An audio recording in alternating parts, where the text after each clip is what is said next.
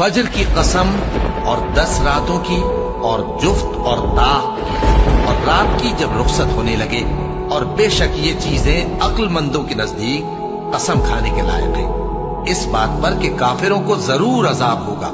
क्या तुमने नहीं देखा कि तुम्हारे परवरदिगार ने कौम आद के साथ क्या किया, जो इरम कहलाते थे, दराज कद मानंद सुतूनों के, कि तमाम मुल्क में ऐसे पैदा नहीं हुए थे। और समूद के साथ क्या किया, जो वादी कुरा में चटाने तराशते थे। और फिरौन के साथ क्या किया, जो खेमे और मेखे रखता था।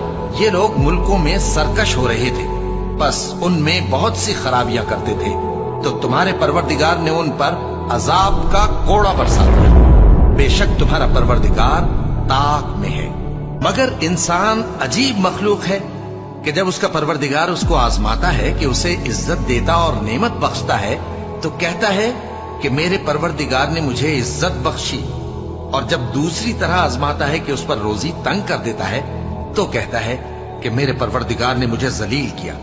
यूं नहीं, बल्कि तुम लोग यतीम की खातिर नहीं करते, और न मिस्कीन को खाना खिलाने की तरगीब देते हो, और मीरास के माल को समेट कर खा जाते हो, और माल को बहुत ही अजीज रखते हो। यूं नहीं, जब जमीन कूट कूट कर बराबर कर दी जाएगी और तुम्हारा परवरदिगार जलवा फरमा होगा, और फरिश्ते कितार दर कितार आ जाएंगे, और दोज़ख उस दिन सामने लाई जाएगी, तो इंसान उस दिन सोचेगा, मगर अब सोचने से उसे फायदा कहां मिल सकेगा।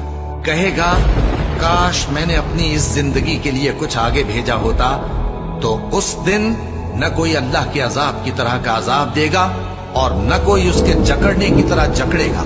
ऐ इत्मीनान वाली जान, अपने परवरदिगार की तरफ लौट चल। तू उससे राजी, वो तुझसे राजी। सो तू मेरे खास बंदों में शामिल हो जा और मेरी बहिश्त में दाखिल हो जा।